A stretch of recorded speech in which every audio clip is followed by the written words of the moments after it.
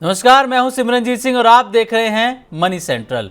पैसों की दुनिया में हर फैसला आपकी जेब पर असर डालता है। कभी आपकी सैलरी और पेंशन बढ़ने की उम्मीद जगती है, तो कभी बैंकिंग सिस्टम को और सुरक्षित बनाने के लिए सरकार और रेगुलेटर नए कदम उठाते हैं।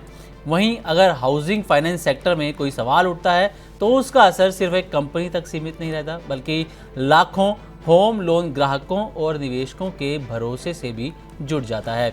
बस इसीलिए आज के मनी सेंटर में बात होगी 8वें वेतन आयोग और डीए से जुड़ी नई हलचल की, नए अपडेट की, साथ ही सरकारी बैंकों में सुरक्षा व्यवस्था को लेकर सरकार के सख्त निर्देशों की और आवास फाइनेंशियर्स पर एनएचबी की जांच की। इन तीनों खबरों का आपकी जेब, बैंकिंग सिस्टम, निवेश और देश की अर्थव्यवस्था से क्या रिश्ता है और आगे किन बातों पर नज़र रखनी चाहिए, अगले कुछ मिनटों में इन्हीं अहम मुद्दों पर विस्तार से चर्चा करने वाले हैं प्रवीण शर्मा सर के साथ। तो प्रवीण सर, आपका बहुत बहुत स्वागत है। धन्यवाद सिमरनजीत। चलिए, तो मनी सेंट्रल का सिलसिला शुरू करते हैं और पहली खबर जिस पर हम बात करने वाले हैं वो डीए से जुड़ी हुई है। दरअसल 8th पे कमीशन को लेकर लाखों केंद्रीय कर्मचारियों और पेंशनर्स का इंतजार लगातार बढ़ता जा रहा है। अब इस पूरे मामले में एक और बड़ा अपडेट सामने आया है और अपडेट ये है कि महंगाई भत्ते यानी कि डीए की अगली बढ़ोतरी का ऐलान सितंबर में हो सकता है। दरअसल कर्मचारी संगठनों की ओर से अपनी मांगों का मेमोरेंडम सबमिट करने की प्रक्रिया पूरी हो चुकी है और अब सबकी नज़र अगले बड़े कदम पर है। ऐसे में सबसे बड़ा सवाल यही है कि 8वें वेतन आयोग की सिफारिशों की दिशा क्या होगी, रिपोर्ट कब तक आ सकती है और कर्मचारियों की सैलरी, पेंशन और डीए पर आगे क्या असर पड़ सकता है। तो प्रवीण सर, आपसे जानना चाहेंगे कि डीए की बात हो रही है कि सितंबर में ऐलान हो सकता है, तो किस तरीके से आप इस मुद्दे को देख रहे हैं सर, और क्या लगता है डीए में क्या कुछ ऐलान सरकार कर सकती है? नहीं, देखिए सिमरनजीत, इससे पहले इसी साल जनवरी में डीए को लेकर जो जनवरी से लागू किया गया फैसला, उसका अप्रैल में 18 अप्रैल के आसपास हुआ था जी। और तब 2% डीए को बढ़ाकर केंद्र सरकार के कर्मचारियों के लिए इसे 60% कर दिया गया। अब बताया ये जा रहा है कि अगला जो डीए हाइक है वो इसी साल सितंबर में किया जा सकता है, क्योंकि साल में 2 बार केंद्र सरकार जी। जो केंद्र सरकार के कर्मचारी हैं उनके लिए डीए का ऐलान करती है। और जुलाई और अगस्त के महीने के जो इन्फ्लेशन के जो डेटा हैं, जो इंडस्ट्रियल वर्कर्स को लेकर जो आपका ऑल इंडिया जो कंज्यूमर प्राइस इंडेक्स है इंडस्ट्रियल वर्कर्स का, उसके हिसाब से जो महंगाई रहेगी उसको देखते हुए ये 2 महीने का डेटा देखकर और फिर सितंबर में इसको लागू करने की बात है। जनवरी में जब इसका ऐलान किया गया था तब दिसंबर तक के जो महंगाई के नंबर्स को देखकर जनवरी से इसको लागू किया गया। ऐलान दरअसल अप्रैल में किया गया। माना ये जा रहा है कि इस बार सरकार इसको सितंबर में ही इसका ऐलान कर सकती है। एक बड़ी वजह उसकी ये हो सकती है क्योंकि 8वें वेतन आयोग का कामकाज चूंकि अब पूरे मैं ये कहूँगा कि पूरी तरह से तेज रफ्तार से चल रहा है, तो उसको देखते हुए संभवतः डीए को इस बार ज़्यादा सरकार पेंडिंग न रखे। ओके सर, अगर मान लीजिए कि सितंबर में भी सरकार डीए बढ़ाने का ऐलान करती है, तो आगे चलकर क्या होगा सर? 8th पे कमीशन में क्या डीए मर्ज हो जाएगा, जैसे पहले भी कई मामलों में हम देखते आए हैं? तो आगे क्या कुछ ऐसा होने की संभावना है? देखिए, सरकार तो मना कर चुकी है कि डीए मर्जर का उसके पास अभी तक कोई ऐसा सरकार के पास ऐसा कोई प्रस्ताव विचाराधीन नहीं है।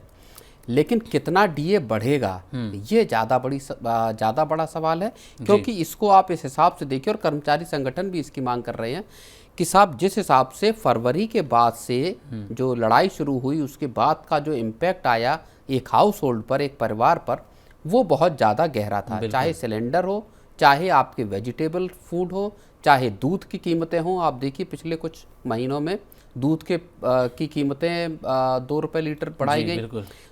पेट्रोल डीजल की कीमतों में बढ़ोतरी हुई, 7 रुपये के लगभग का इजाफा पेट्रोल डीजल में हुआ।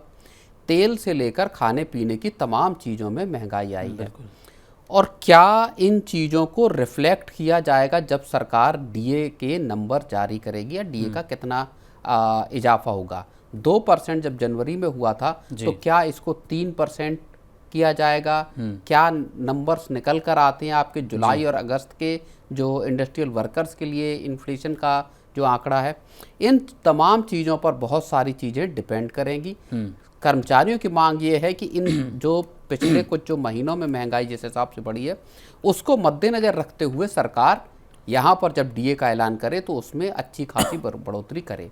ओके, चलिए देखते हैं सर कि सरकार क्या फैसला लेती है। लेकिन मेमोरेंडम सौंपने का समय सर जो है वो पूरा हो चुका है, 15 जून उसकी लास्ट डेट थी। आपको ये लगता है कि ये जो मेमोरेंडम सौंपा गया है इसमें सबसे अहम डिमांड आपको क्या नज़र आती है सर, कि हाँ ये डिमांड जो है वो वाजिब भी लग रही है और सरकार को भी इस पर काम करना चाहिए? नहीं, देखिए वाजिब तो वो बहुत उसको कई तरह से आप देख सकते हैं। किसी भी चीज़ का वाजिब होना 2 या 3 अलग अलग फैक्टर्स पर और स्टेक होल्डर्स पर डिपेंड करता है। मसलन कर्मचारी जो डिमांड कर रहे हैं वो उनके लिहाज से वाजिब है, हो सकता है सरकार उसको गैर वाजिब माने। लेकिन मोटे तौर पर डिमांड ये है कि जो 2.57 का फिटमेंट फैक्टर पिछली बार हुआ था उससे ऊपर का फिटमेंट फैक्टर हो, 2.86 का फिटमेंट फैक्टर बेयर मिनिमम हो, उसके ऊपर जा सकते हैं। और मांग 4 या उसके भी ऊपर की 4.38 तक की भी है। तो एक ये चीज़ है। खुद जो JCM है उनका 3.833 का फिटमेंट फैक्टर मांगा। एक सबसे बड़ी डिमांड तो ये है कि अच्छा फिटमेंट फैक्टर हो। दूसरी बड़ी डिमांड जो है वो ये कि जो पुरानी पेंशन व्यवस्था है उसको सरकार लागू करे। ना आपका NPS चाहिए, ना आपका UPS चाहिए, आप सीधे तौर पर पुरानी पेंशन व्यवस्था को यहाँ पर लागू करें। उसके साथ ही फिर अलाउंसेस को लेकर और बहुत सारी बाकी की चीज़ें। लेकिन कोर जो डिमांड है मुझे लगता है वो 2 डिमांड हैं। एक डिमांड है आपकी फिटमेंट फैक्टर की जो सीधे तौर पर तय करती है कि सैलरी में आखिर आपकी इजाफा कितना होने वाला। दूसरी चीज़ ये कि पुरानी पेंशन को लागू किया जाए। ये 2 बड़ी चीज़ें ऐसी हैं जो सीधे तौर पर खजाने पर भी असर डालती हैं।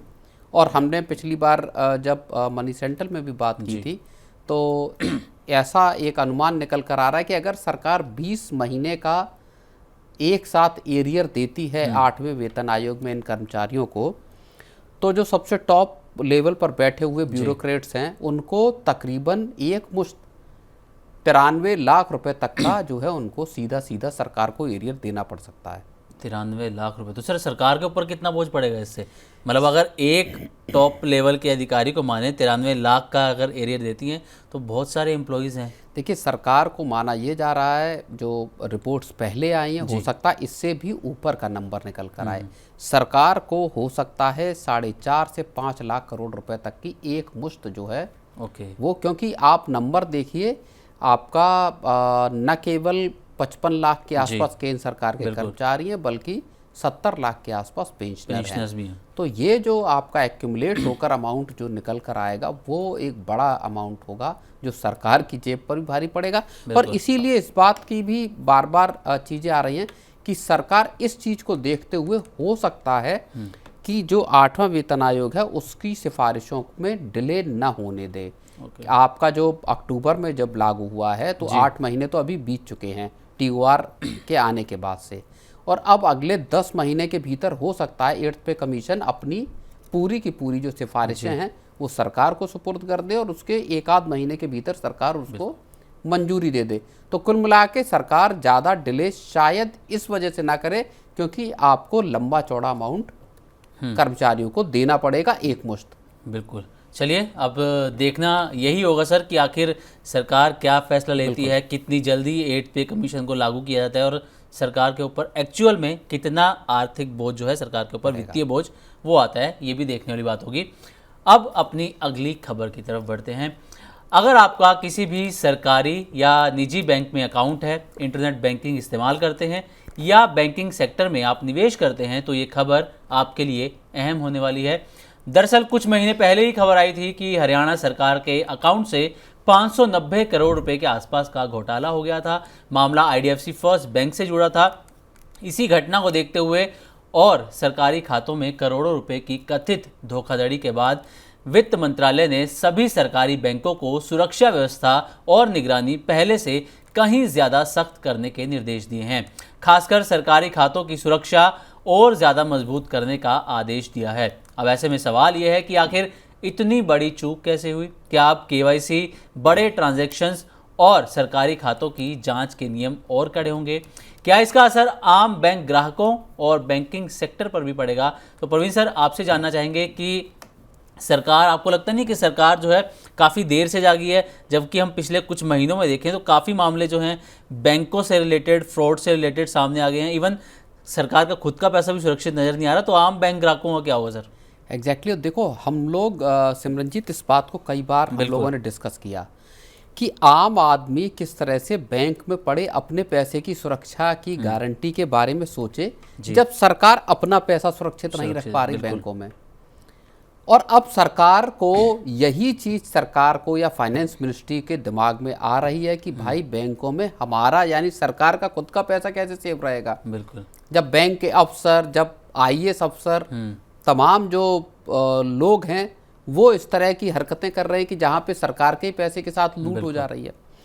तो अब वित्त मंत्रालय ने एक लंबी चौड़ी बैठक बुलाकर साहब इन सबको बोला है कि आप अपने सिस्टम दुरुस्त कीजिए, उन ब्रांचों को खास तौर पर निर्देश दीजिए, उनको सेंसिटाइज कीजिए कि जहां सरकारी पैसा रखा हुआ है कि आप इस सरकारी पैसे को ऑडिट हो, आपको जो आपका जो खातों में पैसा पड़ा है उसका सरकार के साथ या जो संबंधित विभाग हैं उनके साथ कम्युनिकेशन हो कि आपके रिकॉर्ड क्या बता रहे हो, एक्चुअल पोजीशन क्या है, इनका मिलान किया जाए। आईडीएफसी फर्स्ट बैंक हो या जो तमाम जो दूसरे घोटाले आए इधर बीच, खासतौर पर हरियाणा में 2-3 मामले आए, उनमें असली चीज यही हुई कि जो रिकॉर्ड बता रहे हैं, जो एक्चुअल सिचुएशन है उसमें जमीन आसमान का फर्क है।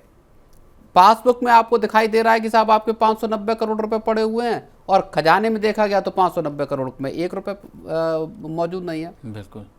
तो ये अब जो बैंक के अफसरों की, कर्मचारियों की और बाहर के लोगों की और ब्यूरोक्रेट की कुछ चुनिंदा जो है उनकी मिली भगत से जिस तरह से सरकार के पैसे में सेंध लगाई गई, सेंधमारी की गई, वो मसला अब सीधे टॉप लेवल पर सरकार के पहुंच चुका है। इसीलिए बैंकों को साफ साफ खरी खरी सरकार की तरफ से सुनाई गई है।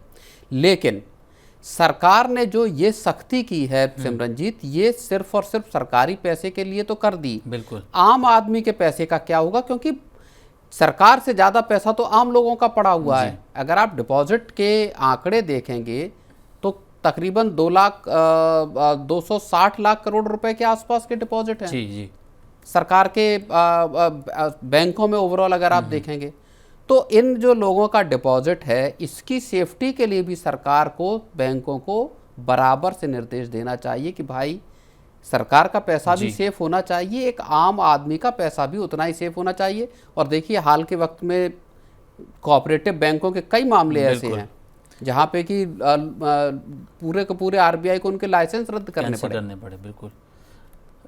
तो सर इसमें एक चीज़ और मैं आपसे जानना चाहूँगा कि अभी आईडीएफसी फर्स्ट बैंक वाला जो मामला है उसमें जो पहली चार्जशीट हुई 15 से 16 लोगों का नाम उसमें आया, जिसमें बैंक के खुद के अधिकारी भी शामिल थे और टॉप लेवल के अधिकारी भी शामिल रहे हैं, उसमें सरकारी अधिकारी भी शामिल रहे हैं।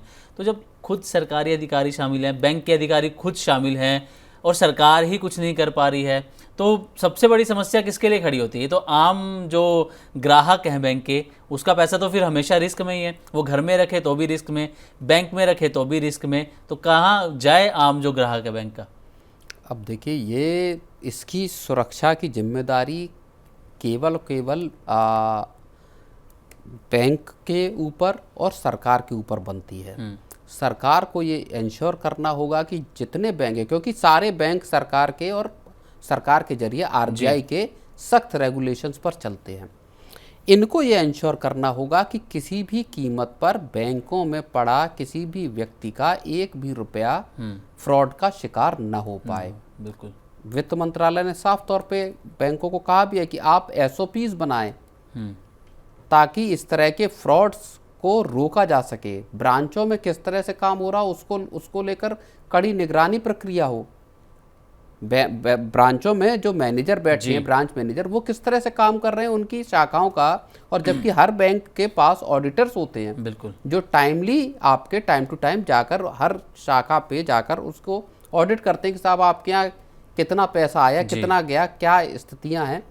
इसके बावजूद अगर फ्रॉड होते हैं और सरकारी पैसे के साथ होते हैं तो ये वाकई आम आदमी के मन में तो सीधा तौर पर देखे, मैं हूँ या आप हो या एक आम व्यक्ति हो, उसके दिमाग में पहला परसेप्शन ये जाता है कि जब सरकार अपना पैसा किसी बैंक में नहीं बचा पा रही तो आम आदमी अपना पैसा लेकर आखिर कहाँ जाए। बिल्कुल। और हम सर अभी तो हम बात कर रहे हैं कि माइथोस जैसे हम एआई टूल की बात कर रहे हैं कि उससे खतरा है, लेकिन उससे पहले तो हमें अपने ही अंदर जो लोग बैठ रखे हैं बैंकों के अंदर, माइथोस तो एआई है, पहले मैनुअल जो खतरा है उससे निपटने की जरूरत मुश्किल है। बिल्कुल। तो यहाँ से आपको लग रहा है सीबीआई ने जो आप बता रहे थे, सीबीआई ने एक आईएएस इसी पंचकुला म्युनिसिपल जो कॉरपोरेशन है वहाँ 80 करोड़ रुपए की जो पैसे की हेरा फेरा हुई, उसमें एक आईएएस अफसर को अरेस्ट किया है। बिल्कुल। ईडी का मामला पूरा का पूरा आईडीएफसी फर्स्ट बैंक पे जो 590 करोड़ का है, उसमें मनी लॉन्ड्रिंग में एक रियल एस्टेट डेवलपर को अरेस्ट किया गया है, जिसके जरिए खातों में, अलग अलग खातों में पैसा गया। तो इस तरह के कॉम्प्लेक्स नेटवर्क बनते हैं, सालों साल चलते हैं और किसी की पकड़ में नहीं आते। बिल्कुल। तो क्या फ्रेमवर्क बनाया जाए जो अर्ली वार्निंग सिस्टम क्या हो, जहां पर जैसे बैंकों में साहब एनपीए डेवलप हो रहा है, उसके अर्ली वार्निंग सिस्टम होते हैं कि आपका 2% पे पहुंच गया, 2.25% पे पहुंच गया, तो आपको बैंकों में अलार्म रेज हो जाता। कोई एक बोरोवर 2 महीने अपनी ईएमआई न दे तो बैंक के अफसर उसको कॉल करने लगते हैं, ब्रांच मैनेजर कॉल करने लगता है कि भैया तुम्हारा पैसा नहीं आया है, पैसा आप जमा कीजिए, आपका 2 महीने हो गए, आप एनपीए में, आपका अलार्म बजने लगा, हेडक्वार्टर तक अलार्म बज जाते हैं। लेकिन जब 590 करोड़ रुपए गायब होते हैं तब कहीं पता नहीं चलता कि साहब 590 किसी के खाते से पैसा चला जाए, उसमें बैंक का कोई अलार्म रेज नहीं होता।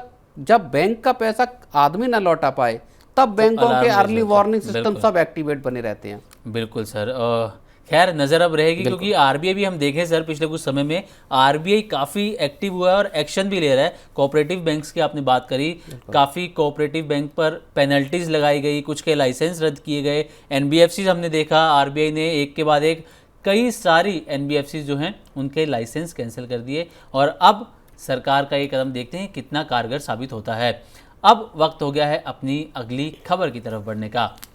तो अगर आपने होम लोन लिया है या फिर किसी हाउसिंग फाइनेंस कंपनियों के ज़रिए आप लोन लेने की सोच रहे हैं या बैंकिंग और फाइनेंशियल सेक्टर में आप पैसा लगाते हैं, तो एक खबर आपके लिए बड़ी हो सकती है। दरअसल देश की प्रमुख हाउसिंग फाइनेंस कंपनी आवास फाइनेंशियर्स पर नेशनल हाउसिंग बैंक की जांच चल रही है।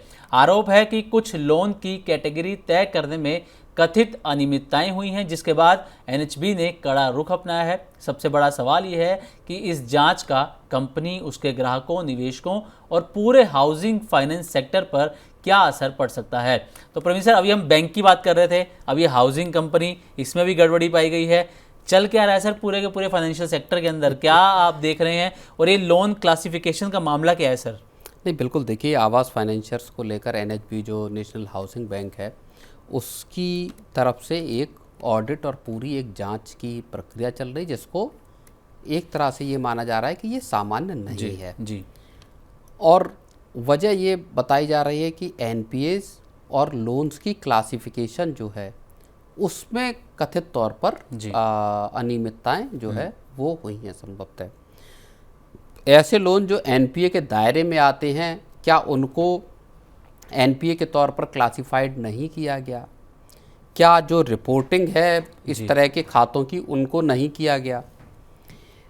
और क्या सिस्टम में या जो आवास फाइनेंशियर इसमें और व्यापक तौर पर जो कॉरपोरेट गवर्नेंस की जो खामियां हैं क्या वो फैली हुई हैं? ये कुछ सवाल जो हैं वो इस वक्त पैदा हो रहे हैं और इसकी जांच जो है वो एनएचबी इस वक्त कर रही है। तो सर इसमें एक चीज़ जो है, एनएचबी ने 500 करोड़ की रीफाइनेंसिंग भी इसमें जो है वो वापस लेने का यहाँ पर फैसला किया है। तो ये जो कदम है कितना बड़ा माना जा रहा है सर? क्योंकि कंपनी तो कह रही है कि कुछ बड़ी ऐसी गड़बड़ी नहीं। 500 करोड़ रुपए के जो रीफाइनेंसिंग वाले जो लोन हैं उनको लेके दरअसल माना जा रहा है कि ये पूरा मसला है, जहाँ पर कि उनके क्लासिफिकेशन को लेकर जो है वो सवाल पैदा हो रहे हैं। रीफाइनेंसिंग में सब्सिडाइज्ड रेट पर एक तरह से लोन जो हैं वो दिए जाते हैं एनएचबी के जरिए। इसका फ़ायदा जो हाउसिंग फाइनेंस कंपनियां हैं उनको मिलता है, जिसके जरिए अंडर प्रिविलेज्ड कोई गरीब आदमी है उसको लोन जो दिया जा रहा है, मान लीजिए होम लोन, तो उसके लोन की कुछ जो ब्याज की भरपाई है जी। वो दरअसल एनएचबी के जरिए होती है। ऐसे मामले में एनएचबी यहाँ पर रीफाइनेंसिंग को रिकॉल कर सकता है, अपना वापस ले सकता है कि आपको इस तरह के जो अंडर प्रिविलेज लोगों की जो अगर गड़बड़ियाँ मिलती हैं तो जी। और ये असामान्य फिर चीज़ मानी जाती है अगर एनएचबी इसको रिकॉल कर लेता है।